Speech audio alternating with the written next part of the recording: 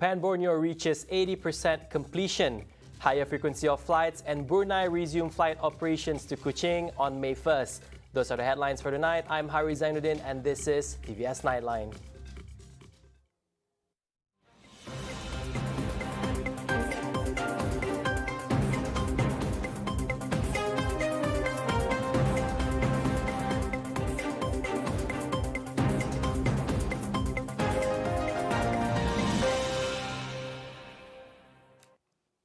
Works Ministry has informed overall works at the Borneo Highway in Sarawak had reached 80% completion. Its Minister Dato Sri Fadilah Yusof said the ministry is committed to ensuring that the highway is fully completed by the end of this year. Borneo Sarawak lah. Setakat tu dah 80% lebih keseluruhan. Kita masih menjangkakan penghujung tahun tu dapat disiapkan sepenuhnya. Kalau ada pun sedikit lagi packages lah, section yang mungkin terpaksa disiapkan dalam fasa pertama minggu depan. Fadilah added, among the factors that could cause delay would be the lack of labor and building materials. Pertama, walaupun dah dibuka sempadan, kita masih belum dapat kemasukan pekerja-pekerja asing. Jadi pekerja asing diperlukan lebih kurang 2,000 lebih, tapi masih belum mencukupi. Yang kedua, material. Ada material yang naik harga dengan mendadak. Ketiga, aggregate yang disebabkan kuari yang seat mencukupi, maka seat cukup bekalan dari segi batu-batuan dan juga bahan-bahan pembinaan. Jadi ada perkara yang akan boleh menyebabkan kelewatan, tapi kita sedang berusaha bersama dengan JKR Sarawak dan para kontraktor mencari jalan bagaimana kita boleh achieve target untuk siapkan keseluruhan penghujung tahun ini dan selewat-lewatnya suku pertama tahun depan. Regarding the safety of Borneo Highway users, Fadilah reiterated that his party has identified the cause of traffic congestion in some sections and have set a speed limit of 80 to 90 kilometers per hour, especially on sections that are incomplete, to reduce the number of accidents. Now, 90% of flights to Sarawak have been reinstated. With the full reopening of the country's borders for eligible tourists on April 1st, airlines have reinstated international connectivity to Kuching and additional routes to major cities in Sarawak. Now, Minister for Tourism, Creative Industry and Performing Arts, Dato Sri Abdul Karim Rahman Hamzah, expressed his excitement about adding new routes from Penang to Kuching and Singapore to Miri. Currently, we have reinstated more than 90% of flight frequencies, which was during the pre-pandemic stage, with new added routes such as the Penang to Kuching route, as well as the Singapore to Miri sector. Additionally, there has been an increase from 562 flights to 615 flights from 7 April 2022. Meanwhile, with the relaxed SOPs, Karim said Sarawak has already planned an exciting and packed calendar of events this year, hoping to reach the goal of 1.2 million tourists this year. This includes the Spartan Race from 11 to 12 June, Rainforest World Music Festival from 17 to 19 June, and the Borneo Jazz Festival happening from 24th to 26 June 2022. Well, I believe that the resumption of international flights come at the right time for both tourists as well as the locals in Sarawak, who have been excitedly anticipating and planning their travel. On top of that, the relaxation of standard operating procedures or ASOP starting from 1st of May, including the lifting of requirement of COVID-19 tests for pre-departure and arrivals, mask mandates for outdoor, and My Sejahtera check-in announced by the Health Ministry is another positive development for tourism activities to resume normally. There are currently 3 gateways, Kuching, Miri and Sibu, from West Malaysia. Karim also expressed his excitement about looking forward to more direct and frequency of flights from Singapore, Indonesia, and Brunei. Brunei Airlines will resume flight operations between Bandar Seri Begawan and Kuching by offering twice weekly scheduled flights beginning May 1st. Sarawak Transport Minister Datuk Sri Lee Kim Shin said the decision will indefinitely increase air connectivity, which will boost not only tourism activities but also potential business and investment activities. In a statement, Lee said the airline company will operate their flights operations according to the new procedures as stated by the Ministry of Health Malaysia (MOH) and approved by the Sarawak State Executive Council (MMKN). He also reminded travellers entering Sarawak from Brunei to download the MySejahtera application and fill in the pre-departure form before entering the state. This is to ensure a smooth and fast documentation process during entry into Sarawak. Among the documents required upon entry for Brunei-bound travellers is their COVID-19 vaccination certificate. In the meantime, Lee also called on all passengers and travellers to continue to comply with the SOP set by the National Security Council (MKN), the MOH, and the Sarawak State Disaster Management Committee (SDMC).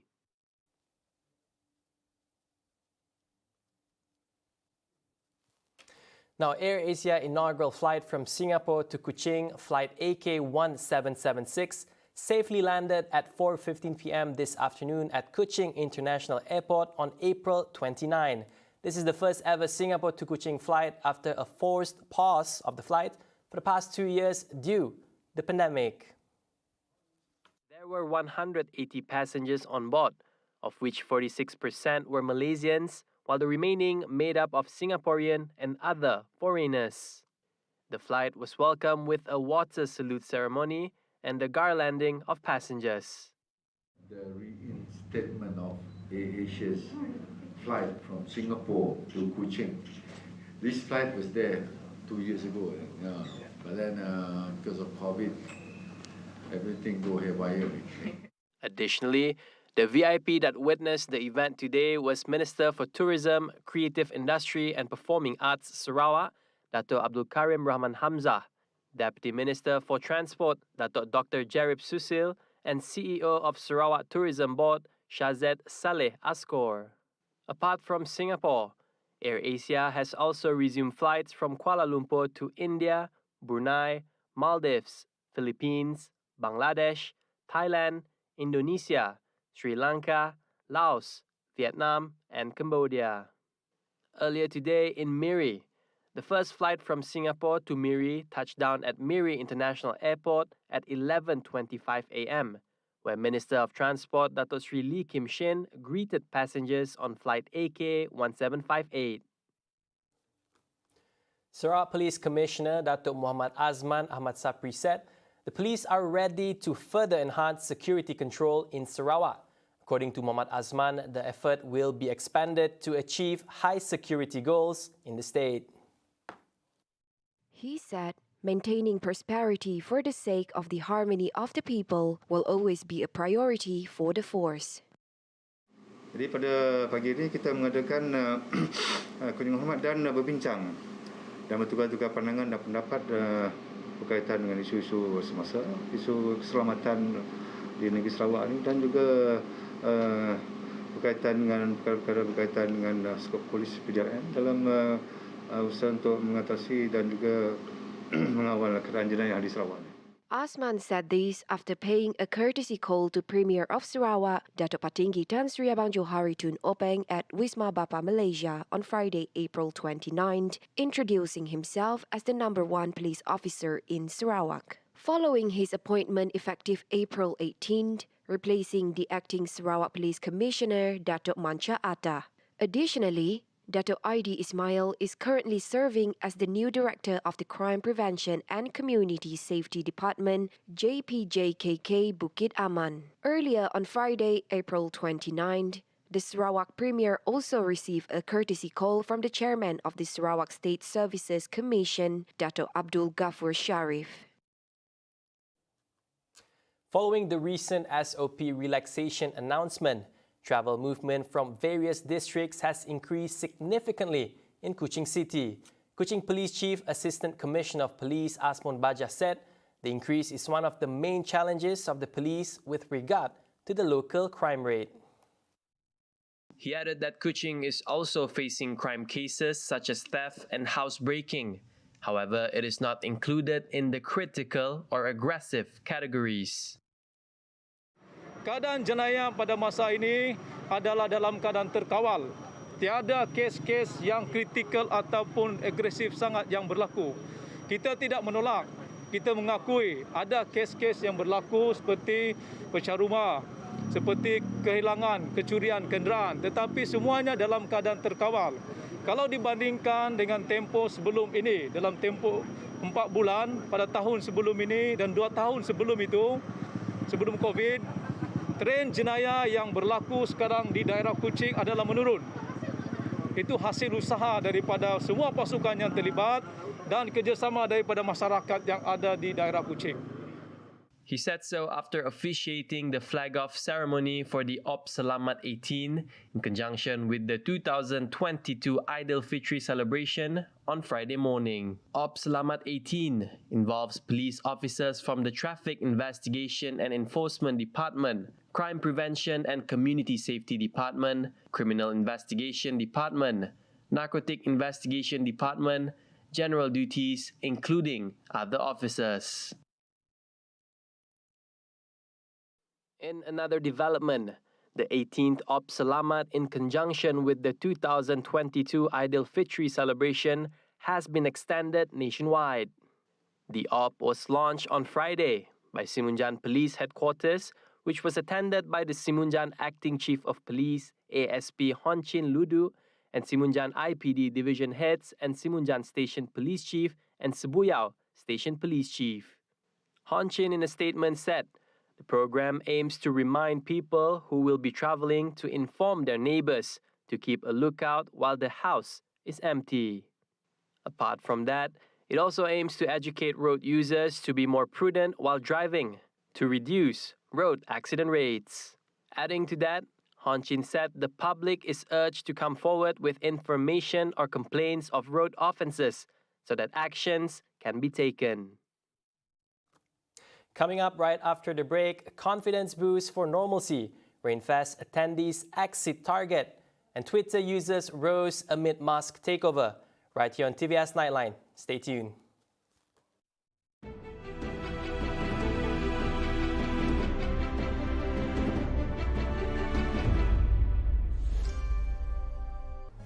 Anda nak tahu apa yang terjadi dalam sejahtera Asia musim yang terbaru? Lebih rancak, lebih meriah. Lebih menarik, lebih informatif. Lebih banyak program baharu dan menarik. Nak belajar? Nak tahu tempat menarik? Nak apa lagi? Saya di sini lagi rancak berjalan. Saksikan Sejahtera Asia musim yang baru bersiaran setiap hari jam 7.30 pagi.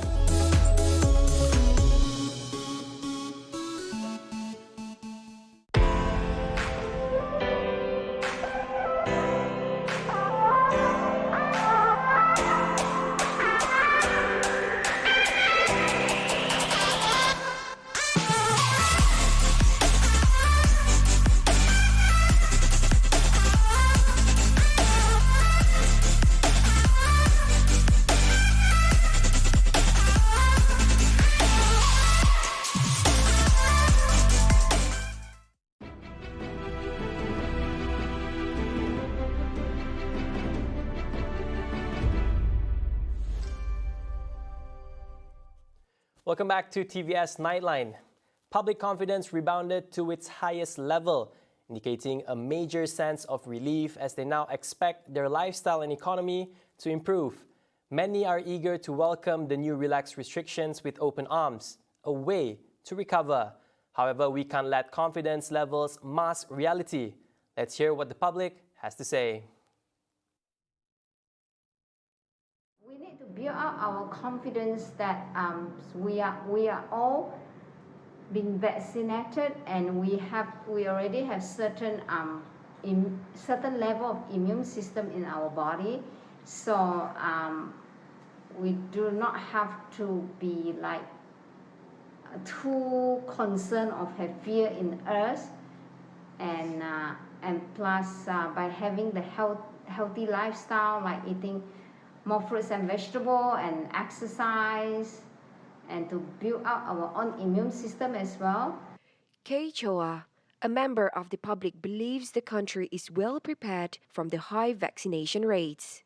Additionally, Amy, a civil servant, said that she also believes it's time to relax the SOP, as we need to learn to embrace that COVID-19 will remain here in the foreseeable future.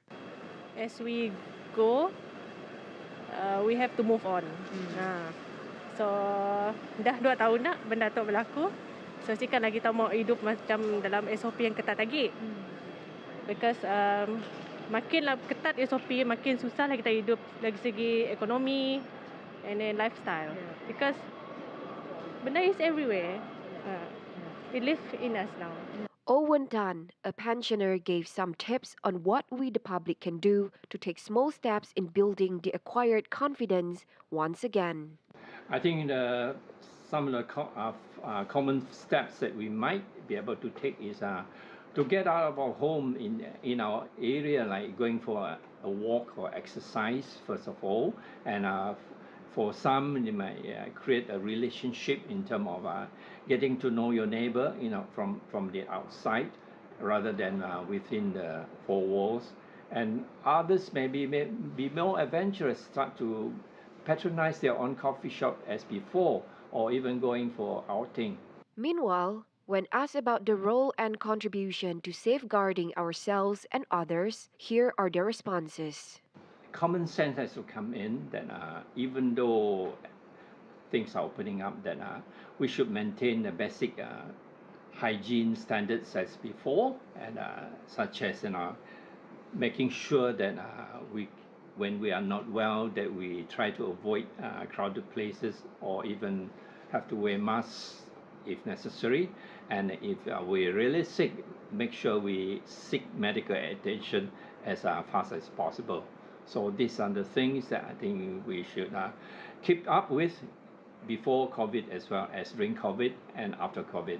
Looking at the strict COVID-19 restrictions in China, it is the opposite that we witness, as many parts of the world, including Malaysia, are starting to lift restrictions. The public says it's not a wrong decision, as it's time for us to move on for the sake of the people of Sarawak and the state itself.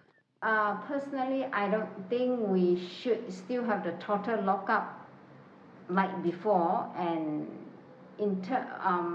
for the sake of the economy, and we need to move on, and especially now that most of the people already get vaccinated. We have to be open-minded. Don't just simply we assume that sikit tempat dia crowded, boleh pergi siya, ada COVID siya. No, I think we shouldn't be concerned, because the vaccine that have been invented and being introduced in different parts of the world has been working out positively in coping with the positive cases of the virus, and it have been reducing, and the death situation have been dropping tremendously. Whereas if we are under strict lockdown, as now China is imposing in Shanghai, the negative effect in terms of mental situation of the population, the economic effect will outweigh the positive effect of stopping the virus from spreading in the country. According to the new SOP announcement by Khairi Jamaluddin on Wednesday afternoon, April 27th, the use of face masks outdoor will be optional starting Sunday, May 1st. In addition, the scanning of the MySejahtera code when entering a premise is no longer required. Face masks are still mandated in an indoor setting, and physical distancing is not necessary. The health system of the country that have indeed improved a lot, and this gives the assurance to the authority as well to the population that normalcy is in place now, and with unmasked been resulted from this situation, that we have the assurance that the virus is is not that potent as before. And then beside the vaccine that we have been receiving is working in the population. Fears may cripple in and contemplative thoughts may fill our minds as we head back towards normalcy again. However, we can get rid of those worries by doing our part and following the rules despite the relaxation of SOPs. We must work together with the government hand in hand to fight the battle of COVID-19. My name is Moika Shimizu with videographer Nasrullah for TVS. Moving on, the eagerly awaited Rainforest World Music Festival will see more people attending than the recently set limit of 5,000 people per day. As such, this would also serve as a test ground following the relaxation of SOPs, an indicator towards tourist confidence in visiting Sarawak.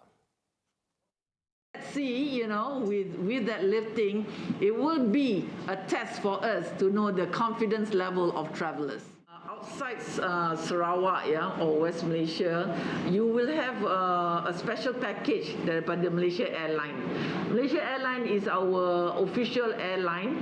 They will give you all a package. The flight tickets and the ticket for the concert will be part of it, together with transportation and so forth. She told a media conference on the hybrid format and international presentation for RWMF 2022 on Friday. Meanwhile, RWMF 2022 content manager Karen Shepard said at least 60 international and group artists will attend the 25th Rainforest World Music Festival.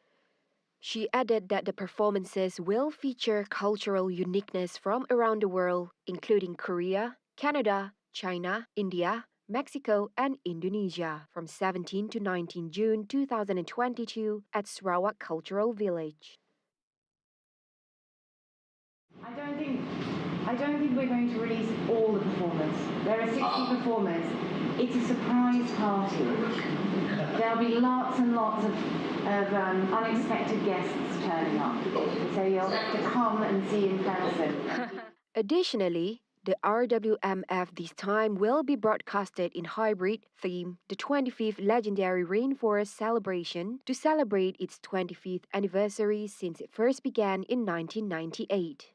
This year's show will also continue to feature Sarawak talents, including Alina Murang, Kamada, Sang Rawi, At Adau, Tuku Kame, Sukbini, Nading Rhapsody, and Matthew Ngau, in addition to international talents.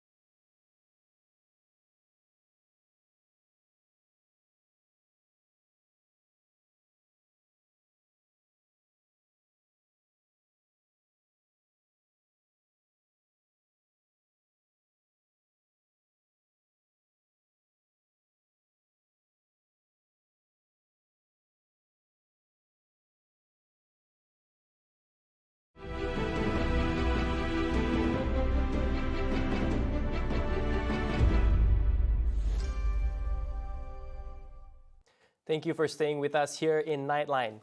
Now, Twitter reported stronger than expected user growth on Thursday, April 28, in what could be its last quarter as a public company, after agreeing to a $44 billion buyout by billionaire Elon Musk. However, overall revenue and advertising sales fell short of analyst estimates due to the ongoing war in Ukraine. Nevertheless, the shares rose by 1% in early trading. The results lay out Musk's challenges in improving the social media platform's business to match its influence on news and culture. Twitter has long faced criticism for its sluggish pace of product launches.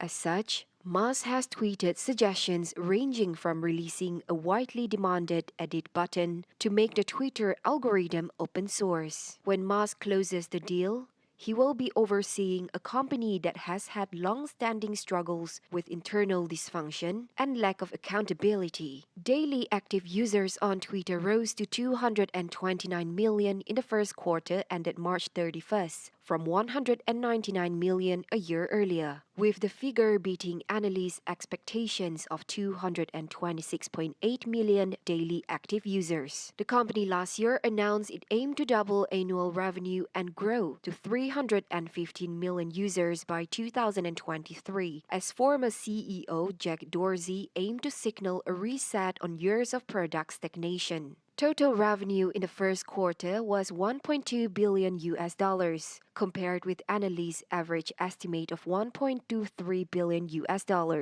The company earns the majority of its revenue from selling digital ads on the website and application. Twitter has paused ads in Ukraine and Russia in February amid the ongoing invasion, which the Kremlin calls a special military operation. Its net income rose to $513.3 million or 61 cents per share from $68 million 8 cents per share a year earlier.